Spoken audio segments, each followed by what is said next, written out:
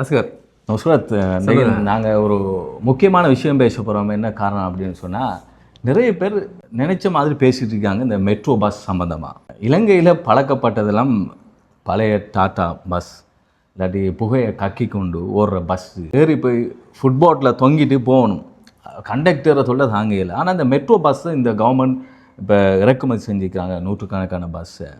இந்த பஸ் சம்மந்தமாக பார்க்க போனால் சிலர் விமர்சிக்கிறாங்க, சிலர் அப்படின்னு சொல்லி அண்ணாந்து பார்த்து இப்படி ஒரு ஐரோப்பிய நாடா அப்படின்னு கேட்குற அளவுக்கு இருக்கு. நீங்கள் சொல்லுங்கள், நீங்கள் இப்போ பல நாட்டுக்கு போய் வந்திருக்கிறீங்க, அங்குள்ள போக்குவரத்து இந்த மெட்ரோ பஸ் சம்மந்தமாக விமர்சிக்கிறாங்களே, எப்படி நீங்கள் பார்க்குறீங்க? சந்தோஷமான விஷயம் என்ன சொன்னால், அட்லீஸ்ட் மெட்ரோ என்ற கான்செப்ட் வந்து ஸ்ரீலங்காவுக்கு வந்திருக்குது, நாட்டு மக்களுக்கு தெரிஞ்சிருக்கு. அப்போ ஆனால் மெட்ரோ என்னன்றதை தெளிவாக நம்ம விளங்கிக்கலாம். ஸோ மெட்ரோட பர்பஸ் என்னன்றன்னு சொன்னால், எந்த இடத்துல இருந்து நமக்கு குறுகிய காலம் உள்ளுக்கு டைம் உள்ளுக்கு வந்து போய் சேர டெஸ்டினேஷனை போய் சேரக்கூடிய மாதிரி இருக்கணும். ஆனால் இப்போ மெட்ரோ பஸ் மட்டும் எந்த பெர்ஸ்பெக்டிவில் மெட்ரோ பஸ் மட்டும் வந்ததுக்கு போதாது. மெட்ரோ பஸ்ஸை வந்து ஸ்பீடாக அந்த இடத்துக்கு, அதாவது ஒரு இடத்துலேருந்து இன்னொரு இடத்துக்கு வந்து கேரி அவுட் பண்ணுறதுக்கு அதுக்குரிய டெடிக்கேட்டட் லேன் இருக்க வேணும், பஸ் லேன் ஒன்று இருக்க வேணும். இப்போ ரோடு ஆட்டாமலுக்கு பஸ்ஸை கொண்டு வந்து மற்ற பஸ்ஸோட கியூவை வந்து போகிறது மெட்ரோ இல்லை. மெட்ரோன்ற பர்பஸ் என்னன்னு சொன்னால் வந்து கன்ஜெஷனை வந்து ஃப்ரீயாக பண்ணி ஒரு டெஸ்டினேஷனுக்கு வந்து மக்களுக்கு இலகுவாக போகக்கூடிய அளவுக்கு செஞ்சுருக்க வேணும். ஸோ பஸ் கொண்டு வந்துட்டாங்க, நல்ல விஷயம். ஆனால் ரோட்டை செஞ்சுக்கிறாங்களா? இல்லை, இப்படி தானே நுஸ்ரத், என்னென்னு சொன்னால், இப்படி ஒரு ரோட்டு செஞ்சது போல தான் கொண்டு வரணும் அப்படின்னு ஒரு பஸ்ஸும் வராது. ஏன்டா இங்கே கெமுனு விஜயரத்ன தனியார் பஸ்ஸங்க தலைவர் இந்த பஸ்ஸை பார்த்துப்பட்டு சொன்னார், இது பழைய அந்த கிழவி, வயசான கிழவிக்கு மேக்கப் பண்ண மாதிரி இதில் ஏறின இடுப்பு வலி வரும், நம்மளோட நாட்டுக்கெல்லாம் சரி வராது அப்படி இப்படின்னு இல்லை. ஏன்டா அது பொறாமை இருந்தால் ஒரு பக்கம் அவங்களோட தொழிலில் அடி விழுது. என்ன சொன்னால், கெமுனு விஜயரத்ன அந்த பஸ் சங்கத்தை வச்சுக்கொண்டு இல்லைன்ற வகையில் ஆட்டி படைச்சிருந்தாங்க. இதில் ரெண்டு விதமான நன்மைகள் நம்மளோட சிட்டிசன்ஸுக்கு, மக்களுக்கு வந்து ரெண்டு விதமான நன்மைகள். ஒன்று, சொகுசாக கம்ஃபர்டபுளாக போகக்கூடிய அளவுக்கு வாகனம். ஆனால் அதுக்காக வந்து 45 சீட் இருக்கிற வாகனத்தில் பஸ்ஸில் வந்து நீங்கள் 100 பேரை ஏற்றுனீங்க சொன்னால் வந்து மெட்ரோக்கும் மற்றதுக்கும் வித்தியாசம் போகும். ஸோ அப்போ அதை எப்படி ரெகுலேட் பண்ண போகிறாங்க? சீட் கணக்கு வந்து மக்களை உட்கார வைக்க போகிறாங்களா? அப்படி இல்லைன்னு சொன்னால் வந்து ஓகே பரவாயில்ல, ஏறாக்கள் எல்லாம் ஏறட்டும்னு சொல்லி வராங்க, நின்று போகட்டும்னு சொல்லி என்ன அதில் எதுவும் விதிமுறைகள் எதுவும் இருக்குதா? இப்போ என்னென்னு சொன்னால், இந்த கவர்மெண்ட் சொல்லுதோ நாங்கள் கொஞ்சம் கொஞ்சமாக பழக்க போகிறோம். இப்போ ஆரம்பத்தில் கொஞ்சம் கொண்டு வந்தது, இப்போ நூற்றுக்கணக்கான மெட்ரோ பஸ்ஸு சைனாக்கிட்டேருந்து இப்போ இறக்குமதி சொல்லும் போது வந்து அப்போ என்ன இன்டர்சிட்டி, அதாவது ஏசி எல்லாம் போட்டு பஸ் நம்ம பார்த்தோமே எப்படி அழகாக போயிட்டு இருக்கு ரோட்டில் அழகாக போகுது. ஆனால் மெட்ரோ லைன் தான் இல்லை. மெட்ரோ லைனுக்கு என்ன செய்யலாம்? அதுக்கு வந்து ரோடு வந்து பெருப்பிக்கணும். இப்போ ஒரு பர்பஸ் இல்லை, அதாவது கம்ஃபர்டபுளாக போகிறது மட்டும் இல்லை, சீக்கிரமாக போகக்கூடிய மாதிரி இருக்கணும். இப்போ பொதுவாக வந்து மற்ற நாடுகள் எல்லாம் பார்த்தோம் அப்படி சொன்னால், மெட்ரோன்னு சொல்லும் போது அவங்களுக்கு ரெண்டு விதமான பப்ளிக் டிரான்ஸ்போர்ட்டேஷன் செஞ்சுருப்பாங்க. எப்படி? ஒன்று பஸ் மூலமாக போகிறதுக்கு, ஆனால் பஸ்ஸுக்குன்னு டெடிக்கேட்டட் லேன் வச்சுக்கிறாங்க. ஸோ அந்த லேனில் தான் வந்து எவ்ரி 5 மினிட்ஸுக்கு ஒருக்க வந்து பஸ் வந்துக்கிட்டே இருக்கும் டெஸ்டினேஷனுக்கு. Okay, metro. அப்போ இதில் பர்பஸ் என்னன்னு சொன்னால் வந்து உங்களோட ப்ரைவேட் வாகனங்களை வச்சுட்டு கன்ஜெஷனை குறைக்கிறதுக்காக நீங்கள் பப்ளிக் டிரான்ஸ்போர்ட்டேஷன் எஃபிஷியண்ட்டாக யூஸ் பண்ணுங்கன்றது தான் நம்மளோட பர்பஸ். இப்போ அடுத்தது வந்து பார்த்தீங்கன்னு சொன்னால் மெட்ரோ லைட் ட்ரெயின் இருக்குது. ஸோ இன்னும் ஒரு இடத்துலேருந்து இன்னும் ஒரு இடத்துக்கு போகிறது ட்ரெயின்லேயே போகிறது, ட்ரெயின் மாதிரி ஒரு, ஆனால் லைட் ட்ரெயின் அது.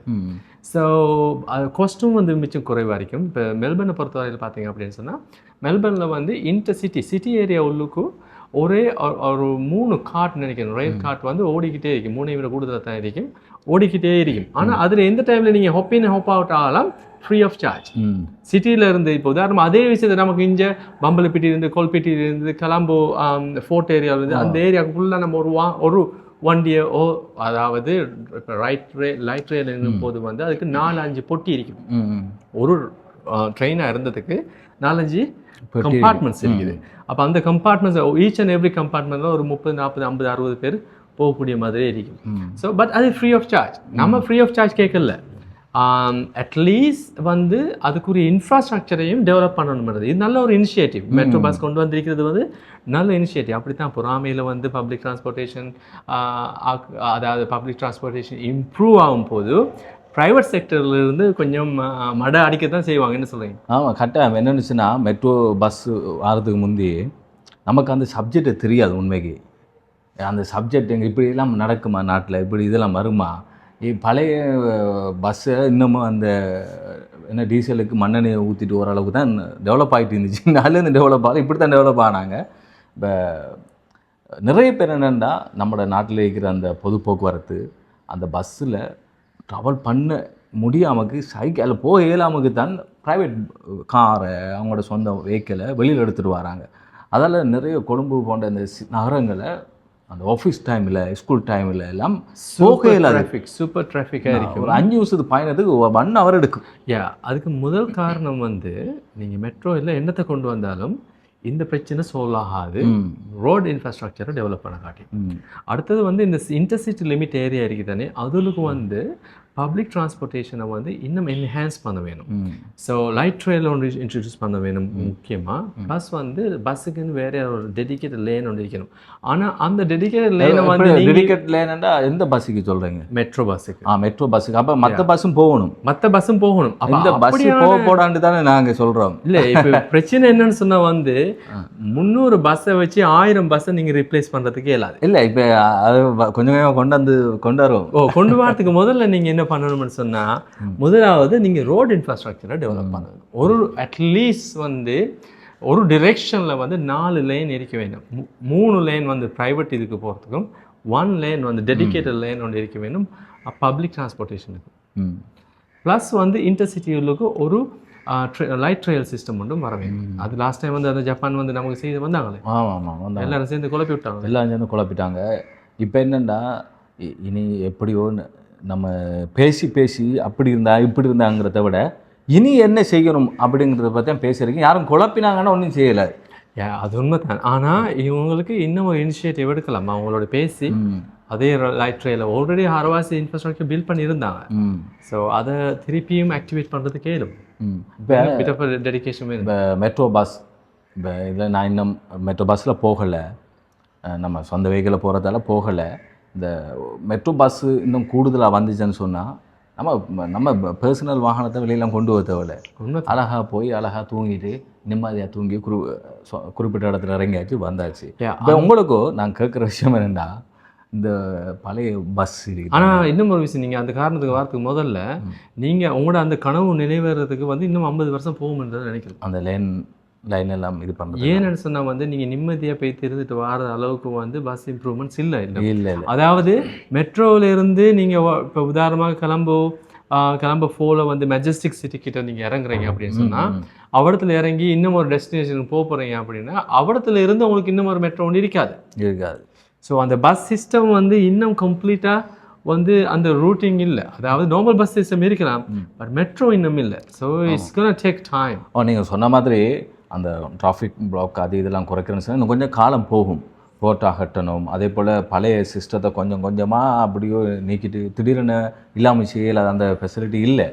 இப்போ பஸ்ஸில் பழைய பஸ்ஸில் தொங்கி கொண்டு விறுவிறுக்க முன்னால் போ பின்னால் போன்னு தள்ளிட்டு போன அந்த சகிக்க முடியாத அனுபவங்கள் இருக்காங்க.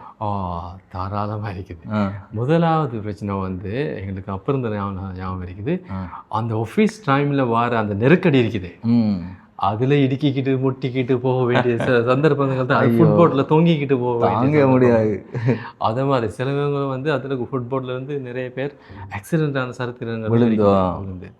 ஸோ ஈவன் ஸ்கூல் டைமில் கூட நாங்கள் இதை எக்ஸ்பீரியன்ஸ் பண்ணிக்கிறோம். ஸ்கூல் டைமில் பஸ்ஸில் வந்து போகிற அப்படின்னு சொன்னால் வந்து ஃபுல்லி பேக்டாக தான் இருக்கும். அப்போ என்ன செய்யற ஃபுட்பாலில் ஏறி இறுக்கிக்கிட்டு போகக்கூடிய அளவுக்கு தான் இருக்கும். நீங்கள் உங்களுக்கு அனுபவம்? ரொம்ப அனுபவம். நம்ம ஸ்கூல் டைமில் மட்டுமில்லை, இந்த வேலைக்கு போகக்குள்ளேயும் இப்படி ஓடி போய் ஏறினக்குள்ளே கண்டக்டர் இருக்கான் தானே, அந்த பஸ்ஸுக்குள்ளே வச்சு அப்படி எவ்வளோ ஏற்றுவான். நமக்கு டைம் போயிட்டேக்கும் நிப்பாட்டி ஹோல்டரில் நிப்பாட்டி ஏற்றி நெருக்கி பொம்புல ஆம்புல பெரியவங்க சின்னவங்களாம் நெருக்கிட்டு போகும்போது அழகாக ட்ரெஸ்ஸை கொடுத்து அயன் பண்ணிட்டு போன ட்ரெஸ்ஸு ஆஃபீஸுக்கு போக இறங்கக்குள்ளே கசங்கி போயிருக்கும். வரும் மாத்திரம் இந்த நாட்டை நினைச்சு இந்த போக்குவரத்தை நினைச்சா அப்படி நீங்கள் ஒரு வகையில் பஸ் கந்தஸ்தருக்கு நீங்கள் ஏசுறீங்க, ஆனால் மற்ற வகையில் அவன் நிப்பாட்டாமல் போனால் நிற்கிறவன் ஏசிருப்பாங்க. ஏன்னா ஆஃபீஸுக்கு எப்படி போகிறன்றது பிரச்சனை. ஸோ என்ன செய்யற நம்ம நாட்டுற சிச்சுவேஷன் அது வந்து எக்ஸாக்ட்லி என்னன்னு சொன்னால் அந்த catch-22 என்ற மாதிரியான ஒரு விஷயம் தான். அதாவது இருந்தும் நமக்கு வேணும் வேணாம் என்ற மாதிரியான ஒரு விஷயம் உண்டு. அதாவது க்ரௌடடான பஸ்ஸில் நமக்கு ஏறவும் வேணும், பட் ஆனால் ஏறாமலுக்கு இருக்கவும் இயலாது. நிர்பந்தம், அப்படியான ஒரு நிர்பந்தம், சரியான நிர்பந்தம். இப்போ இந்த நாடு முழுக்க இந்த மெட்ரோ பஸ் வந்தால் என்ன நடக்கும்னு நீங்கள் நினைக்கிறீங்க? நாடு முழுக்க வந்துச்சு அப்படின்னு சொன்னால் 2-3 விஷயங்கள் படத்தில் வரும். ஒன்று, பப்ளிக் டிரான்ஸ்போர்ட்டேஷன் மிச்சம் ஈஸியாக இருக்கும். ரெண்டாவது வந்து நம்மளோட டூரிஸ்ட்டுக்கும் வந்து டூரிஸ்ட் செக்ஷன் இருக்குது இல்லையா, அதாவது டெவலப்மெண்ட், அந்த சைடில் இருக்கிற டெவலப்மெண்ட்டுக்கு வந்து அது பெரிய ஒரு பூஸ்டிங்காக இருக்கும். ஏன்னா பப்ளிக் டிரான்ஸ்போர்ட்டேஷன் தான் அவங்க, அதாவது இந்த நம்ம நாட்டுக்கு வர டூரிஸ்ட் வந்து அவங்களோட நாட்டில் வந்து பப்ளிக் டிரான்ஸ்போர்ட்டேஷன் தான் கூடுதலாக யூஸ் பண்ணாங்க. அப்போ நம்ம நாட்டில் வந்து எல்லா டெஸ்டினேஷனுக்கும் பப்ளிக் டிரான்ஸ்போர்ட்டேஷன் மெட்ரோ இருக்கும் அப்படின்னு சொன்னால் டூரிஸ்ட்டுக்கு மிச்சம் கன்வீனியண்ட்டாக இருக்கும் அந்த இடங்களுக்கு போகிறதுக்கு வரத்துக்கு. அப்போ இன்னும் வந்து நம்ம நாடு செழிப்பாக வளரும்னு தான் நினைக்கிறேன். சொல்லுவேன் கட்டாயம் வேண்டா. நம்ம நிறைய கஷ்டங்கள் அனுபவிச்சுட்டு அந்த நாட்டிலிருந்து ஏண்டா ஒரு பக்கம் யுத்த டைமில் கஷ்டம், போக்குவரத்தில் கஷ்டம், எடுபடியில் கஷ்டம், இனவாதத்தில் கஷ்டம், பொருளாதாரத்தில் கஷ்டம். எப்படியாவது அடுத்தடுத்த தலைமுறையாவது சந்ததியாவது இந்த இலங்கை அப்படின்னா சொர்க்காபுரி, உண்மையாக சொல்லுவாங்க இலங்கை சொர்க்காபுரி ஆண்டான். ஆனால் வாழ்ந்து பார்க்கும்போது தான் அதில் கஷ்டம் நிறையும். நாடு டெவலப் ஆகணும்னு சொன்னால் வந்து இன்ஃப்ராஸ்ட்ரக்சர்ஸோடையே வந்து நம்மளோட எண்ணங்களும் மாறணும்.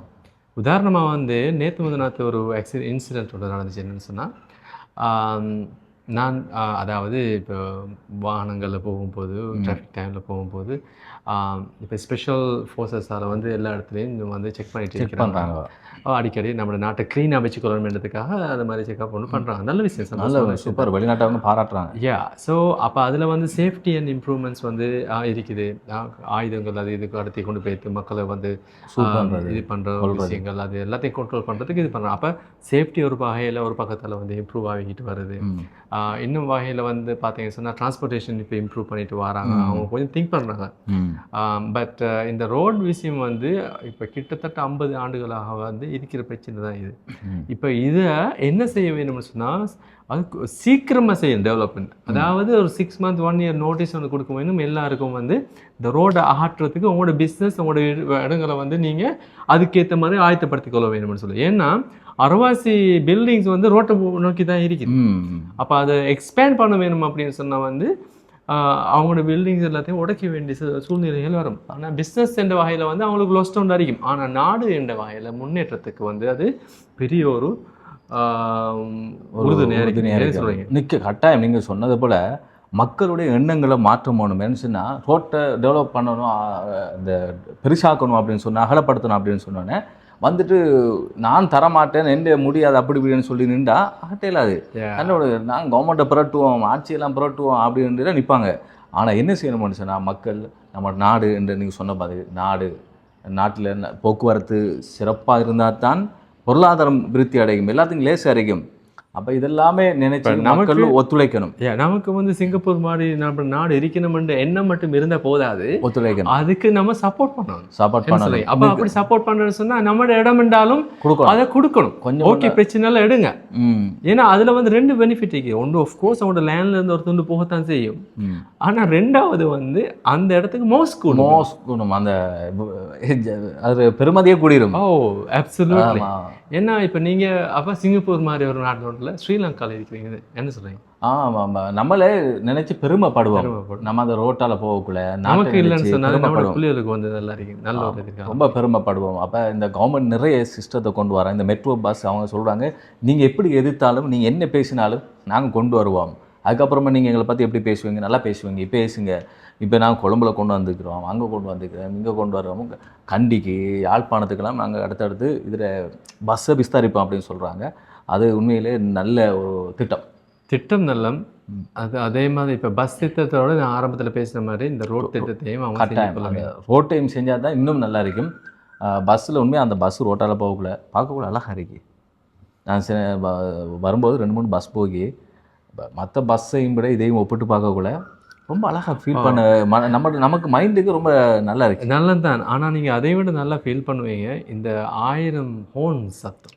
அது முதலாவது வந்து என்ன செய்யணும்னு சொன்னால், ஹோன் யாரெல்லாம் அடிக்கிறாங்களோ அவங்க இப்போ பாதி பஸ் வந்து ஓடுது ஹோனில் தான், பெட்ரோல் ஓடல. ஆமாம், ஹோன் அடிச்சு தான் சும்மா அடிச்சுட்டு போகிறான் அவன், எப்போ தோணுதான் அடிக்கிறான். அப்போ இது வந்து பெரிய சவுண்ட் பொல்யூஷன் உண்டு. இதை வந்து கவர்மெண்ட் இதை ஒரு ரெகுலேட் பண்ண வேணும். அதாவது இப்போ நான் வெளிநாட்டில் வந்து ரோட்டில் போகும்போது, வாகனத்தில் வந்து போகும்போதோ இல்லை நடந்து போகும்போதோ இந்த ஹோன் சத்தத்தை கேட்க மாட்டேங்க. இஞ்சி இருக்கிற சவுண்ட் பொல்யூஷன் வந்து டூ மச்.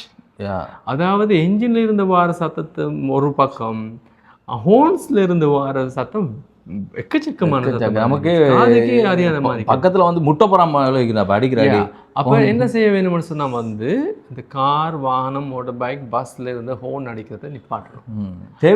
தேவையான எமர்ஜென்சியான சுச்சுவேஷன் மட்டும்தான் அது வந்து நிப்பாட்டுற அப்படின்னு சொன்னால் நீங்கள் ரெகுலேட் பண்ணினா மட்டும்தான் நிப்பாட்டுறோம். ஏன்னா நம்மளோட மக்களோட மென்டாலிட்டி வந்து மிச்சம் வித்தியாசமாக இருக்கு. காரணம் வந்து இன்னும் ஒன்று என்னன்னா பொறுமை இல்லை. கட்டாயம் பொறுமை இல்லை. ஒரு சிக்னல்ல வந்து அந்த அவர் வந்து ஜியரை போட்டு எடுக்கிறதுக்கு முதல்ல பின்னுக்கு இருக்கிறோம். நான் 10 நேரம் ஃபோன் அடிப்பேன். நம்ம ரிச்சல் ஆகிக்கும். நான் நேற்று இப்படிதான் போயிட்டு நிற்கிறேன், அந்த நம்பர் விழுந்தான கலர் லைட்டில் சிக்னல் 3 வரக்குள்ள அவனுக்கு அவசரம், பின்னுக்கு இருந்தவனுக்கு அடிச்சிருக்கேன். அவன் வந்து இறங்கி சாத்துவனை பார்த்தேன்னா. ஸோ அப்படித்தான். அதாவது நாடு டெவலப் ஆகும்போது நம்மளோட மென்டாலிட்டியும் வந்து டெவலப் ஆகணும்.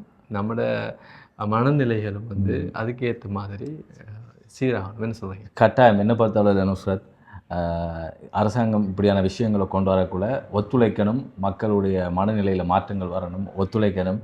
ஒத்துழைச்சா தான் நாட்டை சிறப்பாக நல்ல ஒரு நாடாக நாங்கள் பார்க்கலாம். அதுக்கு இப்படியான விஷயத்துக்கு நம்ம எப்போதும் அரசாங்கத்துக்கும் சப்போர்ட் பண்ணணும். கிளியர்லி அரசாங்கத்துக்கு நாங்கள் சப்போர்ட் பண்ணத்தான் வேணும். நல்ல விஷயங்களுக்கு நல்ல விஷயங்களையும் சப்போர்ட் பண்ணிட்டு வேணும். நாங்கள் சப்போர்ட் பண்ணி கொண்டு வந்த அரசாங்கம் தான். ஆமாம், ஊழல், இந்த களவு, அது இது இருந்தால் இதெல்லாம் செய்யலாது. ஆனால் அதில் சில விஷயங்களும் இருக்குது.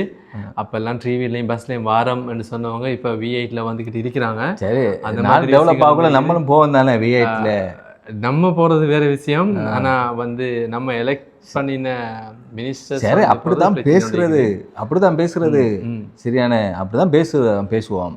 ஆனால் இப்போ நாங்கள் ஓடக்கூட நீங்களும் ஓடுங்கன்னு சொல்லுவாங்க. அந்த டைமில் நம்ம பார்த்துக்குவோம். இப்போதைக்கு நல்ல விஷயம், நாடு நல்லா போகுது. ஸோ மீண்டும் நம்ம இன்னொரு பதிவில் நாங்கள் சந்திக்கிறோம். நாடும் நடப்பும் என்ற விஷயத்தில் என்ன, அந்த நாடு நடப்பும் விஷயத்தில் என்ன விஷயம் உங்களுக்கு நாங்கள் பேசணும் அப்படிங்கிறதையும் கீழே கமெண்ட்ஸில் போடுங்க.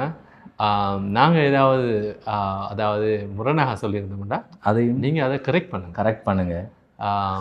ஸோ மீண்டும் சந்திக்கும் வரை விடைபெறுகின்றோம்.